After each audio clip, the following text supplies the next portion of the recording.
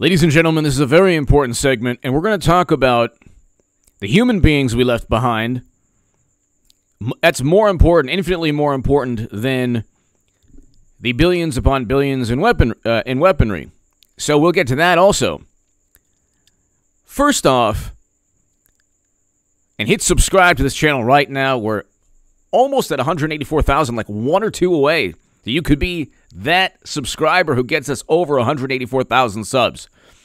We're almost at 200,000 subscribers. My latest opinion piece in the Jerusalem Post will be below in the pinned comment. Ladies and gentlemen, and you can read my writing in The Hill, the Huffington Post Salon, the Jerusalem Post, the Roanoke Times on hagoodman.com. There's a section on hagoodman.com where I write I oppose counterinsurgency conflicts.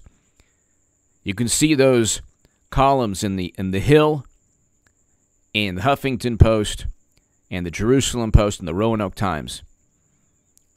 And I talk about a lot of things in my writing, but there's a section opposing counterinsurgency wars. Vietnam, Afghanistan, Iraq. The French learned before us in Vietnam. The Soviets learned before us in Afghanistan. And God bless the veterans, the soldiers who kept our country safe, who fought to protect our country. The failure is mashed potato brains, people like Joe Biden, who voted to get us in based on faulty intelligence and got us out and got us into another quagmire based on faulty intelligence because he left billions upon billions in weaponry, and most importantly, left Americans almost certainly, because a top aide, Jake Sullivan, says they still don't know how many Americans are in Afghanistan. That is an article just from 8 days ago. Jake Sullivan also doesn't, quote, we don't have a complete picture, obviously, of every article of defense material, where every article of defense material has gone, but certainly a fair amount of it has fallen into the hands of the T-Ban. So Jake Sullivan doesn't know how many Americans are there, doesn't know how much weaponry has been lost. Does he know anything? That's the question. It would be better to find out what he knows than what he doesn't know. Does this man know anything? He's the National Security Advisor. They should have framed and set him up. God forbid. Just joking. And not Michael Flynn. This National Security Advisor presided over an absolute catastrophe. Bumbling Blinken, the Secretary of State, is completely clueless. I mean, he might know less than Jake Sullivan. And mashed potato brains is like a deer in the headlights. And we have 13 fallen Americans and close to 200 Afghans who've lost their lives just in the past couple of days. And you talk about supremacy and all this, all these theories the left touches themselves in ecstasy over, and it's like, well, you didn't even talk about the Afghans that lost their lives. You don't even talk about them. And then if you do, it's to pontificate about how bad we are. So the left is like this gigantic racket that funnels everybody, all the sentiments that people have. Anyone who deviates from the center of the Democratic Party, or maybe a little further to the left of the Democratic Party, must be, corralled back into the Democratic Party. God forbid you have a thought process that's, heaven forbid you're a Trump supporter, my God. But they got their public relations victory that they wanted. To my super chat, thank you, by the way. I can't do this without you.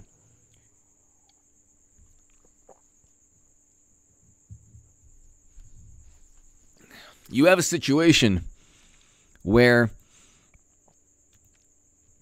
top aide Jake Sullivan says they still don't know how many Americans are in Afghanistan.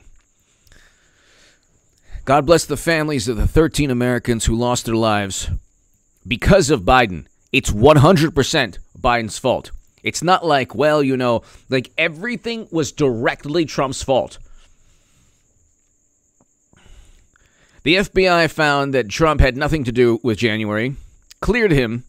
He had nothing. They can't prove in a court of law that he told people to do anything. Yet they're obsessed with saying, oh my God, look what Trump did. January, look what Trump did. With Biden, all they're talking about now is, that's good. We're gone. We left. That's it. You know what? It was just a chapter. Turn the page. Turn the page now. We're gone. We're turning the page. Biden got us out. Biden got us out. The Washington Post. Typical story. Trump supporters should really like Biden. He got us out. It's like Trump would have gotten us out without all of this chaos and mayhem. Want to know why? We would have been out by May 1st.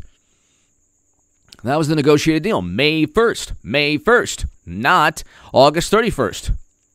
To spite Trump and to have this Pyrrhic victory, to simply say, well, we did it on our terms. 13 Americans had to lose their lives. 13 Americans. Why?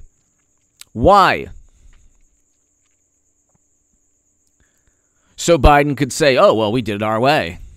We did it our way. We didn't do it Trump's way. You can't say that it's Trump that got us out because, we were able to get out. On August 31st. It wasn't May 1st. It was August 31st. And it's like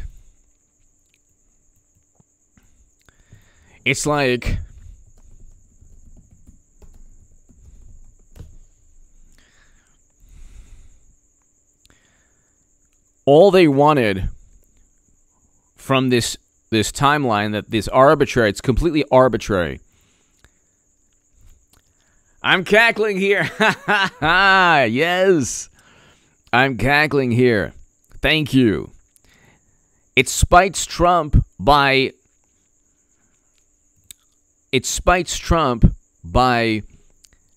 ignoring the May 1st timeline. There was a timeline negotiated by the T-Ban, by the adversaries and the United States of America. January 21st, February, March, April. He had all of this time to evacuate Americans, our allies, Afghans, and he didn't have to abandon Bagram Air Base. There's so many things. The withdrawal had everything, like, had he simply abided by the withdrawal, none of this would have taken place. Trump would never have utilized the T-Ban to engage in security.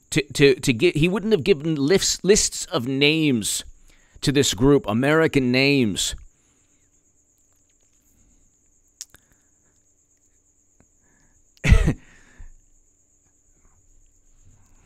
Anyway, when you deliberately spite Trump, because Democrats, if you tell Democrats Trump doesn't want you to jump off a cliff, they'll be like, yeah, we're jumping. If they say, if you tell a Democrat Trump wants you to breathe, they'll hold their breath and they'll just do the opposite of whatever Trump says. And we had a deal that would have kept us, that would have, forced us to leave May 1st. And given us time. We needed time. It's not a difficult concept. We needed time. He could have simply, just to spite Trump, just to say, August. August 31st. What's the significance of August 31st? It breaks the actual negotiated deal. What is the significance? What on earth is the significance? What is the significance? And I'm cackling here. Thank you so very, very much. I appreciate that.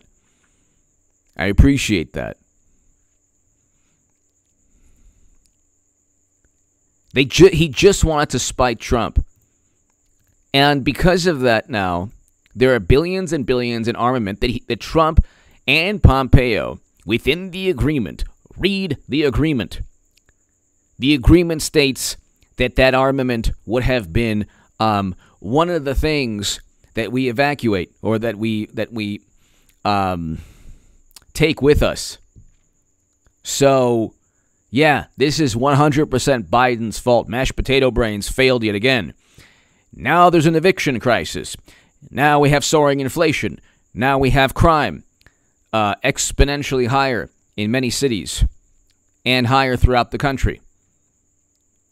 Now we have an economy that isn't rebounding. And we've already lost in the eyes of the world. The world is not only... some people are laughing at us. See, they used to say like Trump. They're like laughing at Trump. They weren't laughing at Trump. They didn't like Trump. They weren't really laughing, but they didn't like Trump, so they said they were laughing. They respected Trump. That's why he was the first president to get to negotiate a détente between North and South Korea, and he was the first president to step foot in North Korea. President Obama didn't do that. Nobody else did that.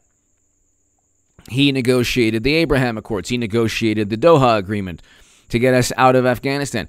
We had record low unemployment. He allocated more funding to historically black colleges and universities than any president ever made the funding permanent. Trump signed an executive order combating anti-Semitism on college campuses, which is running rampant. Like I said, we had wages increasing, record low unemployment. We had hundreds of thousands of manufacturing jobs. We had 200,000 manufacturing jobs lost under President Obama. And the working class that the left loves to talk about was doing better under Trump. Democrats have tanked society because of their paranoia and hysteria over everything. Didn't work. The draconian measures didn't work. But you have a situation now where May 1st was the timeline. May 1st was the negotiated timeline.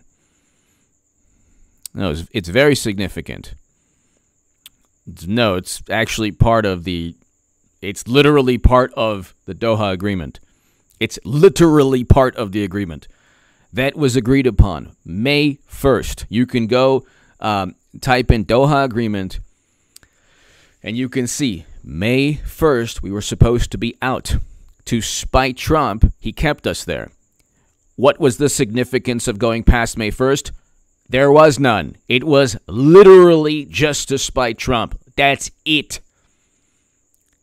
13 Americans lost their life because Biden wanted to just contradict Trump.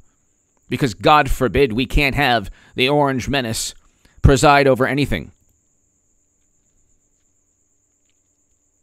I don't have a call-in, but if you agree to put the Doha Agreement was agreed upon by the United States of America and the Taliban. We'll just call them that.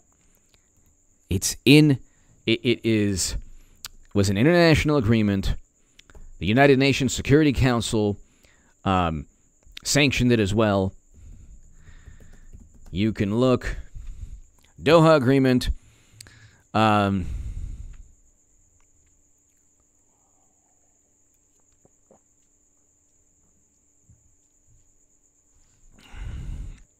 Remaining U.S. forces withdrawing within 14 months or by May 1st. Okay? May 1st, here, the big Trump administration agreed to withdraw from the country by May 1st, 2021. That's the issue. Cody! Cody, thank you! Cody, thank you! How do you think? Cody, thank you very, very much. I can't do this without you. And to my super chat, thank you. I cannot do this without you, ladies and gentlemen. Cody, how do you think Afghanistan will affect the Second Amendment argument in relation to Second Amendment restrictions? I don't think they have much of a leg to stand on anymore. Cody, you know, that is a very interesting take.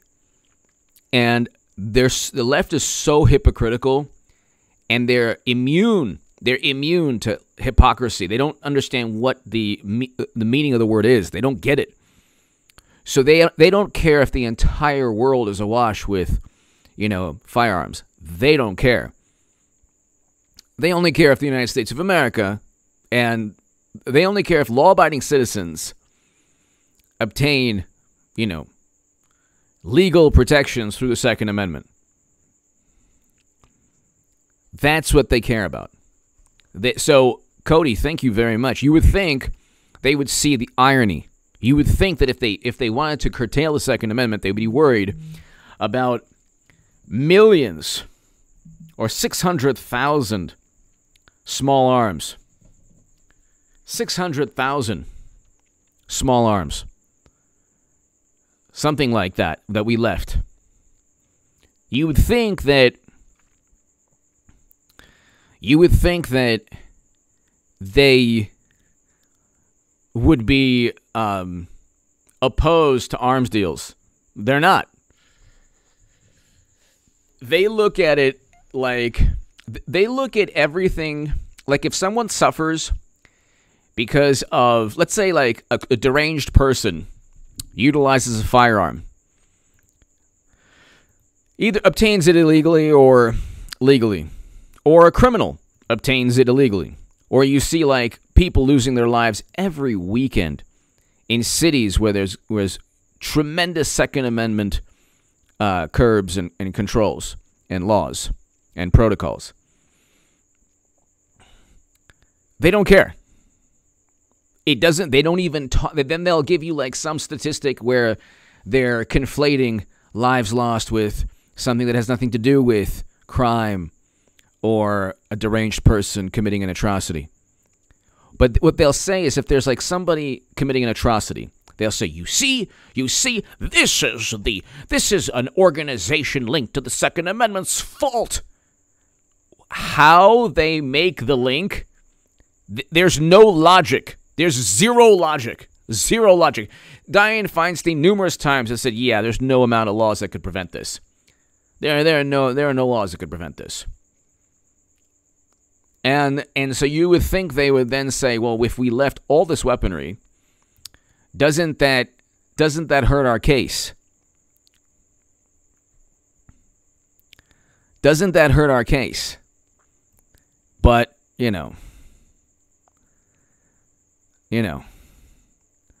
that's the issue. The issue is the hypocrisy. I'm reading one of the comments like,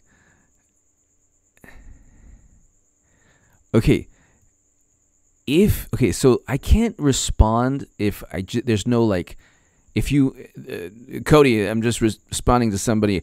If there's a person who wants to contradict me or have an argument or present a viewpoint contrary to my own, please go ahead. Instead of simply writing a question mark, just write a rebuttal. Write your viewpoint so I can actually read your viewpoint. Do you think that the Doha Agreement didn't exist? Do you think that Trump never negotiated to get us out at a certain time and it was agreed upon? Well, I don't understand what your viewpoint is. So if you can educate me as to what your viewpoint is, I could then understand where you're coming from. I don't have call-in. I don't have phones. So, Cody, thank you so very much. I mean, you would think that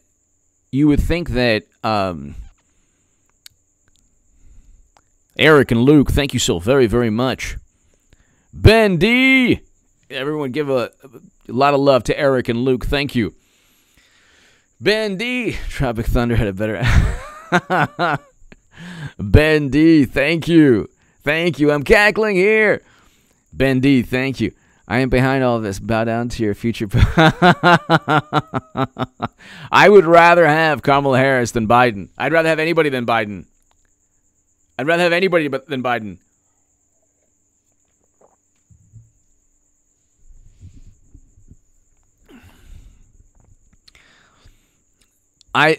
This has been so I'm cackling here. Thank you so very much. Ben D, thank you so very much. Cody, thank you so very much. As always, you would think that they would see the hypocrisy, leaving billions in weaponry. But they don't see the hypocrisy. They don't understand the meaning of the word. They don't get it. It's not something that they can relate to, because what they see is only what CNN, MSNBC, The Washington Post, The New York Times show them. That's it. And you have the far left that looks at things, that has greater insight on the flawed foreign policy, but then they find a way to blame the country and vote Democrat. So if you're on the left, you have two goals, like two objectives every day. Blame the U.S. and then absolve yourself of guilt by voting Democrat, because it's the lesser of two evils. And even though the U.S. is really bad, if you vote Democrat, you're still cool and your friends won't disown you and you're a good person, but you can still dislike the country. And actually, the third goal of the morally superior left is to ignore all the atrocities that the Taliban and others commit that are far worse than what the United States military has ever done. These atrocities are like you couldn't even talk about them on YouTube. And that's the case. It's like we live in a world, you type in Joe Biden's name, and Cody, thank you so very much. So basically, Cody, they're immune to hypocrisy. You would think that it would kind of show them how hypocritical they are. They would just leave billions upon billions in weaponry. And Lord knows what the Taliban and others, IS, AQ, all of them, because they all have access to the weaponry. Well, who knows what they're going to do with it? Biden made them stronger by leaving all that weaponry, which Trump would have returned as part of the agreement.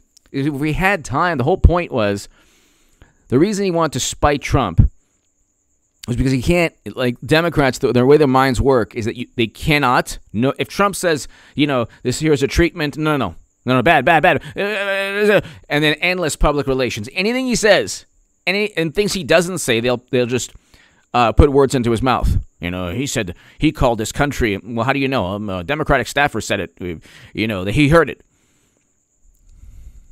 They never had anything on Trump because they were never able, even close, to ever indicting him or charging him.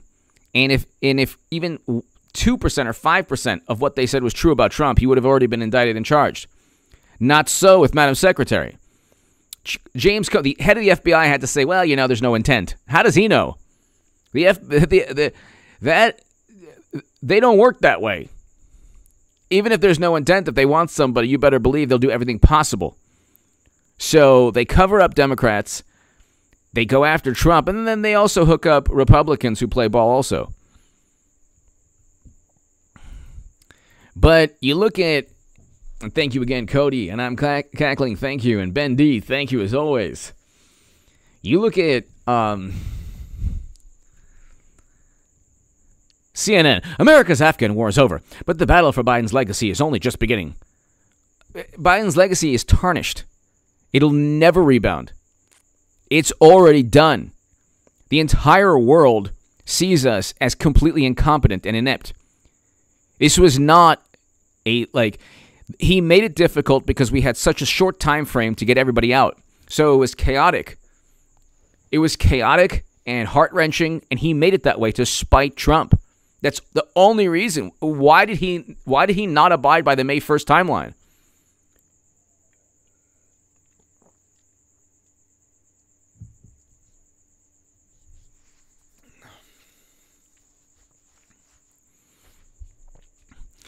You look at the way Biden's administration is running things, and it's all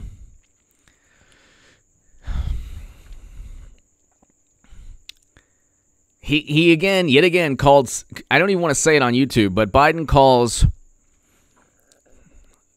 I don't even want to say it. Go look it up. You can look up what he said to an advisor during the FEMA briefing. I don't even want to go there. But that's Biden. And he's going to be forgiven. Because, again, like I was telling Cody, they don't have a concept of hypocrisy. So they don't like the Second Amendment here, but the report last month from the Special Inspector General, I talked about this in the upload prior to this one, for Afghanistan reconstruction indicates the U.S.-backed Afghan military possessed more than 150 aircraft. This includes C-130s. So I think they brought the C-130s home.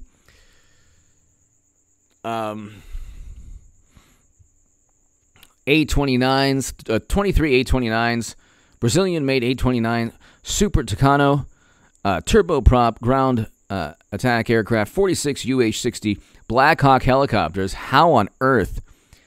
They have 45 Black Hawk helicopters now.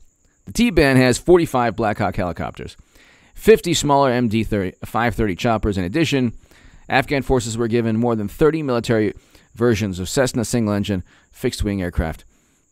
And so the Afghan army could have collapsed, and they could have then taken a lot of that. But there's weaponry that we were using, that we left. So in addition to the ammunition that I talked about,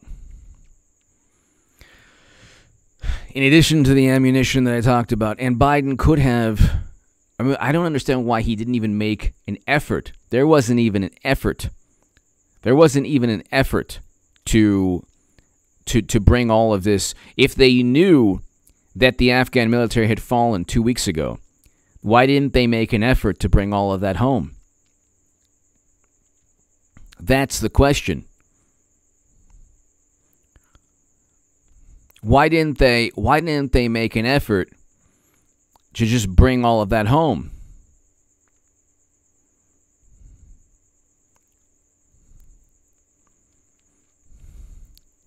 Like, even if you wanted to say, well, it would have happened under Trump, because a lot of that is the Afghan military and the Afghan National Police. They would have eventually folded to the T-Band. Yeah, but they folded prior to us leaving. So why didn't we make an effort to obtain all that weaponry?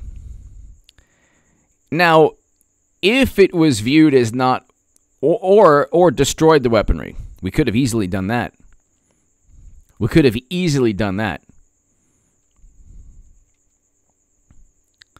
So, I mean, you have a situation where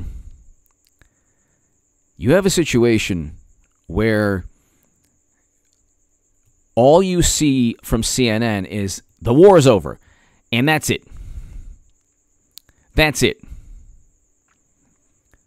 he got what, I mean, you have the public relations machine. The public relations machine is trying desperately. U.S. ends 10-year war in Afghanistan. How is it completely ended? We might still have Americans there. We don't know. What, and our Afghan allies? I mean, yes, we evacuated a great many people in a chaotic, rushed manner. This is unbelievable. The level of incompetence of Biden. They made a big deal about everything with Trump, but he wasn't incompetent. He was very competent. We had a great economy. We had a great foreign policy.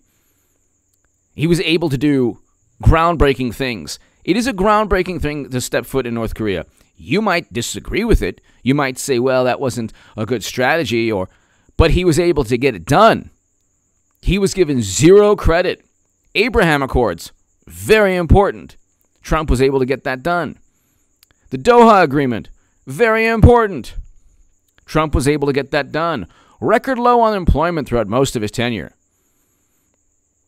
And it was Democrats who decided to tank their economies because of safety. It didn't lead to safety. The most draconian measures have not worked throughout the world during this entire health issue, crisis, global catastrophe. And the more their policies fail, the more apoplectic they get. The more they blame people who don't abide by their policies. It's like a gambler in Vegas or Atlantic City losing 500, then 1,000, then 2,000, and my God, you can kind of afford the 2,000. Not really. But if you get past 2,000, that's not good. Oh, and then you lose 4,000, then 10,000. What are you going to do now? And then they keep going. But the way media works is that the smartest people in the room, who are always wrong, they can simply move the goalposts. They're the ones. They say that certain people move goalposts. They're the ones who are constantly moving the goalposts. Always moving the goalposts.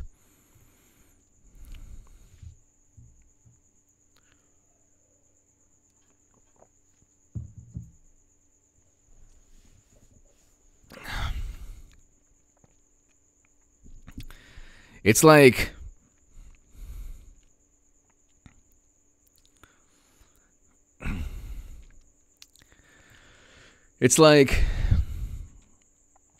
they now want to turn the page. They're desperate. They're absolutely desperate to turn the page. They just want to turn the page. That's all they want to do. 20 years later, experts. If I never hear that word again, it'll be too soon. They have the Democrats, media, the left, well, media and Democrats. The American political establishment has redefined the word experts as really smart people who agree with them. Of course, if there are experts that don't agree with them, these people are quacks and loonies and horrible people and should never be listened to and really bad. There are just as many experts who disagree on every major topic. You just never hear from them, A, because when you do, they're silenced, they're suppressed, and B, how many experts do you think don't want to lose their income? How many experts in the medical field? How many experts in foreign policy? How many experts on any topic disagree with the consensus? And would there be a consensus if everybody could actually speak and communicate and not risk financial collapse because of retribution from the consensus, from the very natural and organic consensus?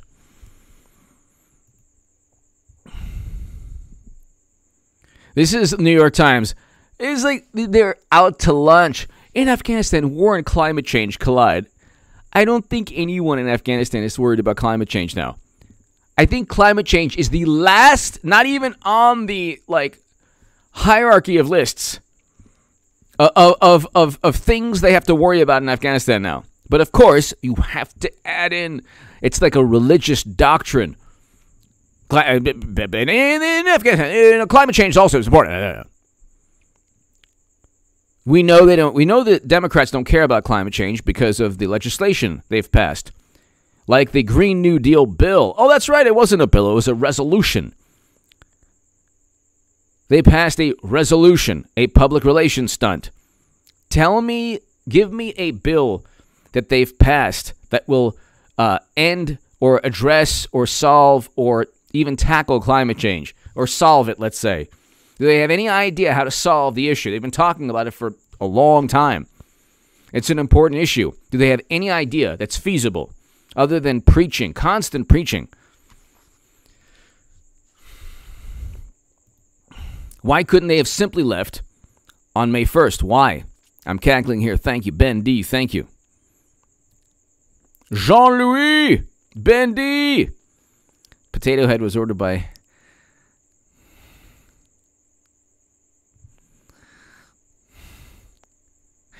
I love you, Ben D. Ben, I have to remove that just because of one of the words there.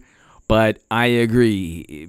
Biden is completely... Thank you, Ben. I apologize. I just because there's one word there I have to remove. I apologize. But I apologize, Ben. But I thank you so much. But I agree with you. He doesn't even have... Biden, I agree, Ben. He doesn't even have a foreign policy. His foreign policy is simply do whatever Jake Sullivan and Blinken tell him to do, or maybe Kamala Harris, people around him. And it's very interesting. China is very close, could be very close to invading Taiwan. Nothing from Biden's administration on that. Nothing. This withdrawal was a catastrophe, but they're pulling the public relations spin so hard. Ben, thank you again. Greatly appreciate. Ben, I apologize. Just one word in there. I had to but I appreciate that. Ben, thank you. Jean-Louis, Blackburn, Jean-Louis, the same party that experiments on and purges undesirables. Use mass trench. No surprise here. Jean-Louis, thank you. Thank you, Jean-Louis. Jean-Louis, biometric computers have a lot more info than just locales. It has intel reports and login credentials to the worldwide classified net.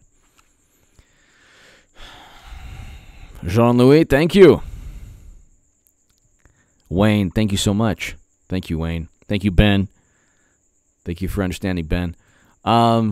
Jean-Louis, yeah, I mean,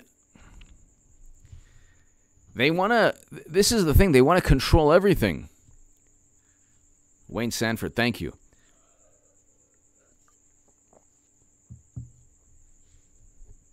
They want to control everything. Jean-Louis and Ben and Cody and everybody here, they want to control.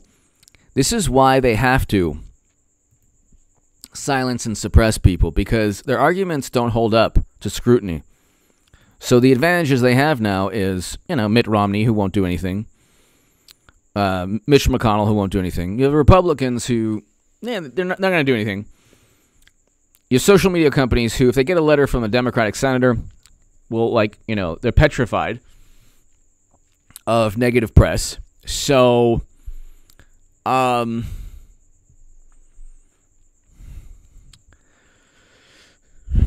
whole thing is they govern through public relations, either creating the narrative or abiding by a narrative that was already created. They don't care about actual, they used to say Trump doesn't have any guiding principles. He does. He does.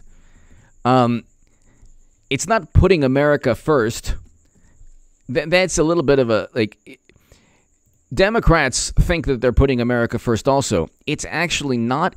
The issue is not caring what people think of you to ensure that you generate wealth in this country first and foremost. Trump was worried about generating wealth within the United States of America, protecting the United States of America. Okay, making sure that people did things in a legal manner. Understand, he didn't, they took things out of context that he said, but, for example, I want Dreamers to become citizens tomorrow. That's something I want. I want these Afghan refugees to become citizens. You help us risk your life. You risk your life for the United States. Risk your family's life. Retribution from the Taliban and others. That's a pretty good, I think that you're owed citizenship if you've risked your life in that environment. But on that issue, you could look. Biden didn't. That issue, there are some differences between Democrats, obviously, but things are worse now pertaining to that issue. Look, there's 16 times capacity. And they don't care. There's 16 times capacity in facilities at the border. And it's they don't care. Democrats don't care. Democrats don't care at all, because it's they derive their political momentum through emotion. They can't be outraged now, so they don't have political momentum. They can't derive enough outrage and emotion needed to gain this political momentum from Trump, because Trump's not there anymore. And Biden, they don't really care about, you think that any Democrat really cares about the infrastructure bill? You think any Democrat knows what's in it? Does anyone know what's in it? Does anybody know how it's going to help the average person out of work? If you ask the Democrat, how does it help the average person out of work?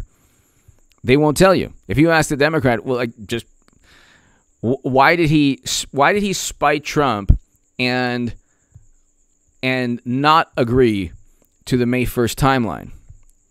He had January, February, March, April. So I think I understand what the critique was.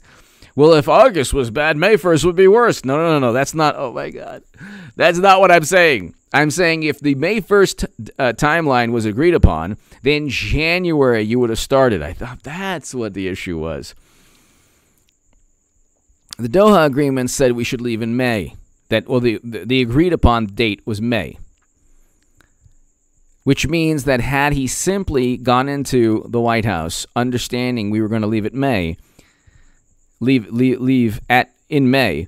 he would have started in January. But in March, he still wasn't sure what to do. So that's another issue. Roger Rabbit. Thank you, Goodman, for being something we can rely on, and more importantly, something that we can trust. Thank you so very much, Roger Rabbit. But even with me, trust, but verify. Just always verify things I say. Roger Rabbit, thank you for your kind words always. Thank you for your kind words always. Thank you. Eric and Luke, thank you. But it's like, that's I think the Roger Rabbit and Cody and everybody here, they think that May 1st would mean that we'd have to rush even more. No. The negotiated deal was ignored by Biden up until April. Then the only reference to the deal was we will start withdrawing after May 1st, which was basically trying to slight Trump.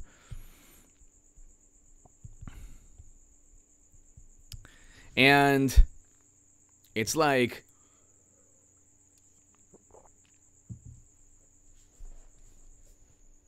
had Trump been in office, he would have begun the withdrawal of Americans, of Afghans, of weaponry, and if the Afghan military had, dissolved while Pompeo and Trump were abiding by their end of the deal, they would have done everything possible to either destroy the weaponry or bring as much of the weaponry back, to not leave them with a gift. Then you get this fact check. Biden never gave a gift. Oh my God, so much fake news. Oh, wow, who can I believe anymore? Thank you, Associated Press, for teaching us. And so it's like, that's what they'll do. Like, he never gifted anybody. No, he left all the weaponry there, and it could be viewed almost as a gift. It's you're kind of being facetious, but it's like, but it wasn't a gift. They take things, completely literally if it suits them, and then they just say, come on, it's not that big of a deal, when Biden opens his mouth and something, absurd comes out. You don't take him literally. That's why they actually mute his microphone. So that's the issue. Marilyn Crawford, thank you. Marilyn, thank you. Cody. YouTube won't let me post what I wanted to say about the T-Ban in Super Chat, so I'll just post the normal chat. Thank you, Cody. Thank you. Cody, thank you. Cody, thank you. Marilyn, thank you. Thank you very much, Marilyn Crawford. Thank you. Roger Rabbit, as always. I think the issue, ladies and gentlemen, is the following.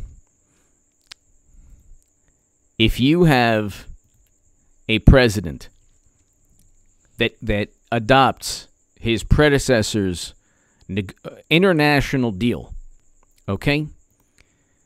The Doha Agreement was an international deal signed by the United States and their adversaries in Afghanistan. Okay, so Doha Agreement.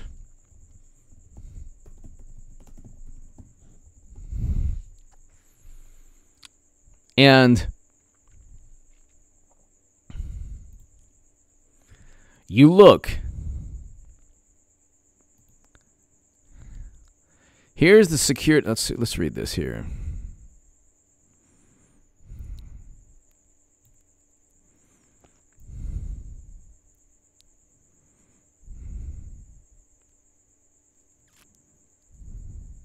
Okay.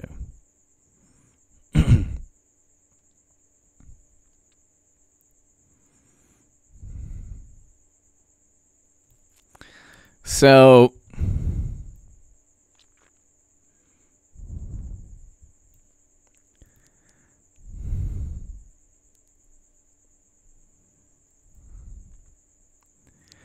Then they say, well, the National Security Council. The National Security Council said the Doha Agreement was not effective for peace or stopping war in the country. It was the primary goal was to get Americans and our allies and weaponry out. It wasn't to ensure that the country wouldn't fall. That it's like impossible for that to take place, for that not to take place.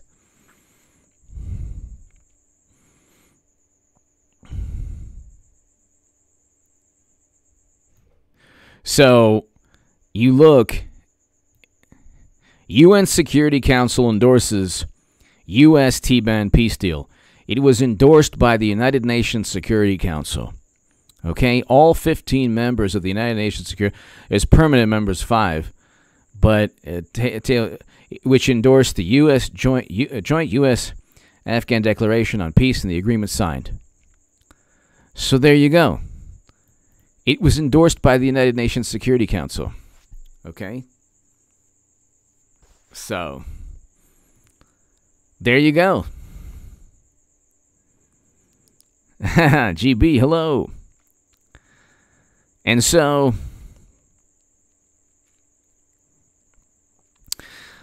but you're right, Eric. I'm going to. I have to build that channel, but this is what I do. But I do need to build. The Odyssey channel. I'm going to start hopefully next month. Doing more of that and trying to work also on H.A. Goodman's other channel. Maybe doing a lot more on that also. But I do have to. Yes, Jacob Reed, thank you. It's the history of my life. Jacob Reed, thank you so very much. And a lot of people's lives. Jacob, thank you. Maybe your life as well. I agree. Thank you, Jacob. Thank you so much. So it was endorsed by the UN Security Council, but that's not enough. Not enough. Do you understand? It's not enough. Why? Because it's Trump. Because Trump bad. And notice how this never made the news in the U.S., really. This is the New Indian Express I'm reading. Okay? Internationally, this was news.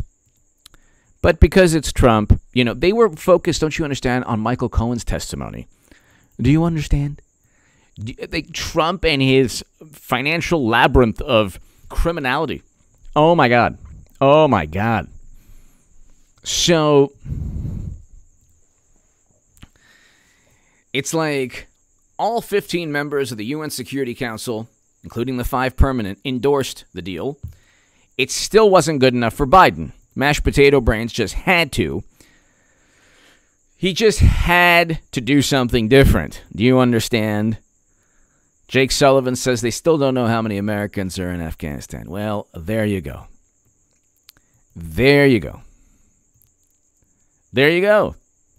He still doesn't know. When will he know, by the way? And then, you see this, public relations spin today. It's over. Now, anything that happens, Biden can simply just, absolve himself of anything. Well, it happened. And Trump got us out. So it's interesting. They're Washington Post, you should really like Biden. He got us out. And then anything bad that happens, well, Trump's negotiated deal didn't work out. So they find ways to just blame Trump no matter what. Do you understand? No matter what. And the thing is, there's not, 2022, this is the frustrating thing.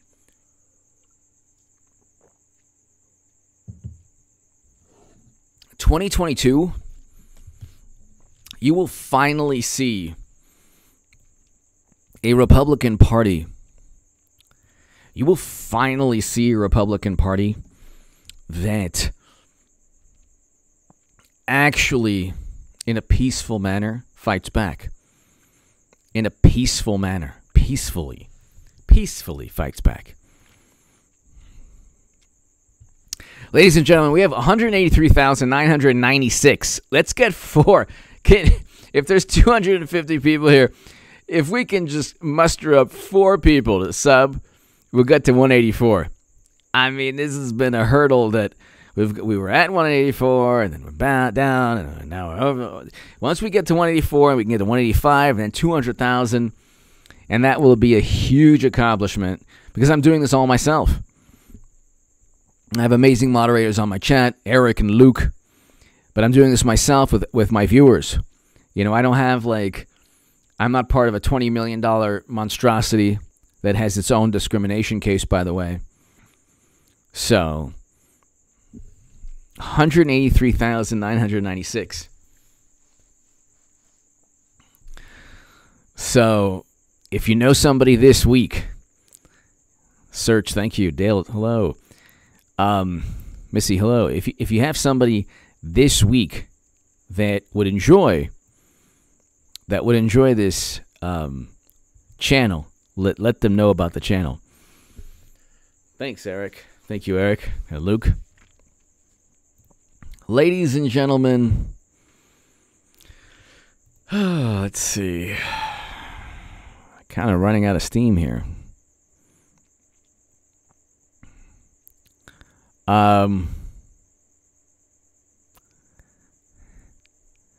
Let's see here. Let's see.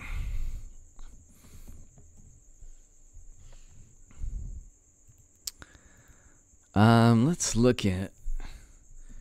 So you type in Joe Biden, and Yahoo News analysis: war is over, but not Biden's Afghanistan challenges. Okay.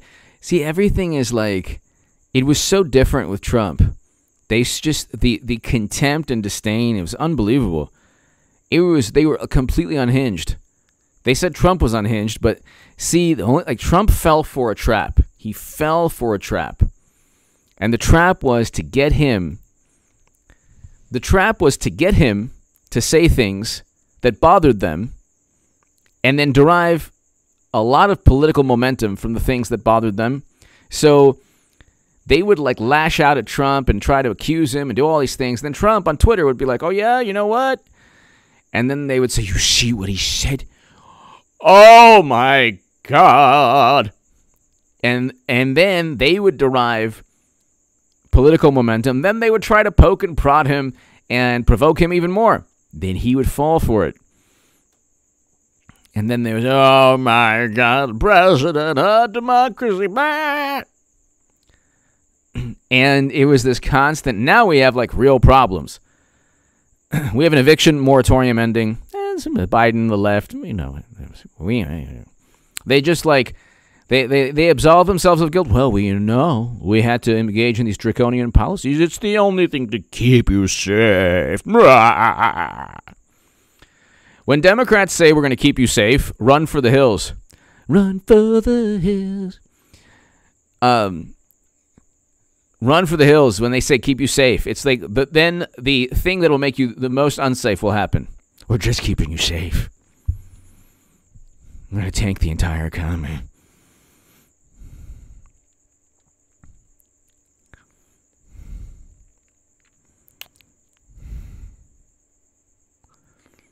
So, finally, an article worth reading. Biden brings the world closer to nuclear war. What have I been saying? What have I been saying? Nice.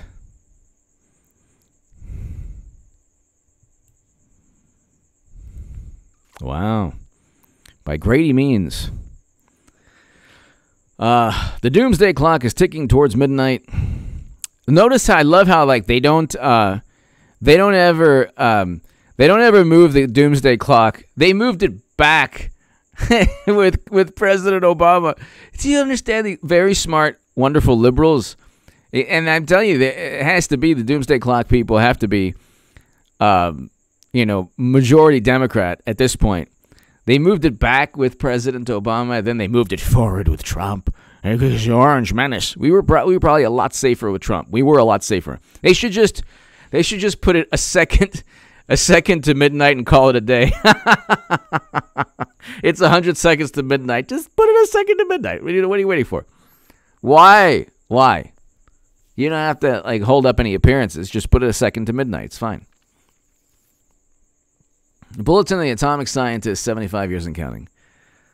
Oh, here we go. Because of the, you know what, it's 100 seconds to midnight. Right. Okay.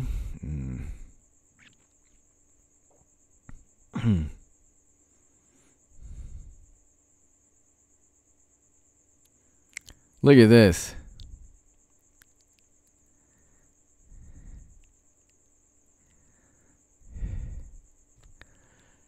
What are they talking about? This was supposed to be for nuclear war. Then they're talking about the, you know what? It's like, no wonder. The clock is completely messed up. It's completely messed up.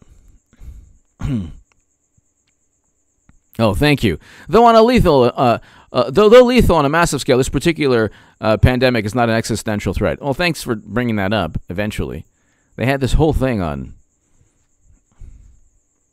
in 2020, online lying literally ended people's lives. No, it literally didn't. No, it literally didn't. Otherwise, people would literally be in jail or indicted or charged, which they weren't. You can't say that somebody gave me an opinion that ended my life, and I'm going to sue that person for the opinion. Unless they tell you to do something. But see, again, they're such narcissists. Like the smartest people in the room, I'm not talking about the doomsday clock people, but the smartest people in the room, such narcissists that if you don't listen to them, oh my God, people are losing their lives. But then if you listen to them, people still lose their lives. Well, it just happened. It could have been worse. Could have been worse. What do you want?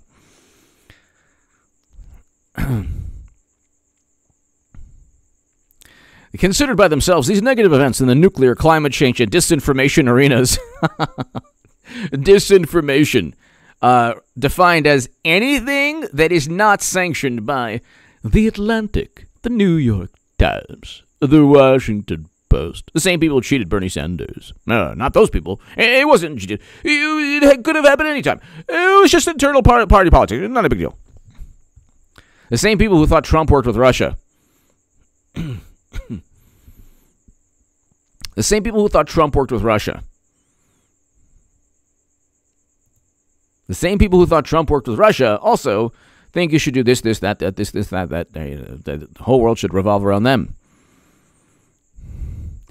The election of a U.S. president who acknowledges climate change is a profound threat and supports international cooperation and science-based policy puts the world on a better footing to address global problems. Well, luckily we have mashed potato brains, and he's put us on a much better footing. Yes, we had an absolute catastrophe, and our standing in the world is at an all-time low. Not seen since Jimmy Carter. Oh, I can't stand when you bring up my name like that. H.A. Badman.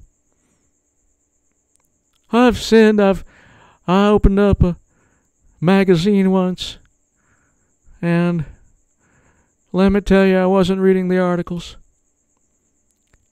I had sinful thoughts. Let's see. Let's look real quickly. Jimmy Carter and sinful thoughts. Search and destroy. Thank you. Smokey, this is not Nom. This is bowling. These are rules. Yes, the Big Lebowski. Yes. Oh, I love the Big Lebowski. Search. Thank you.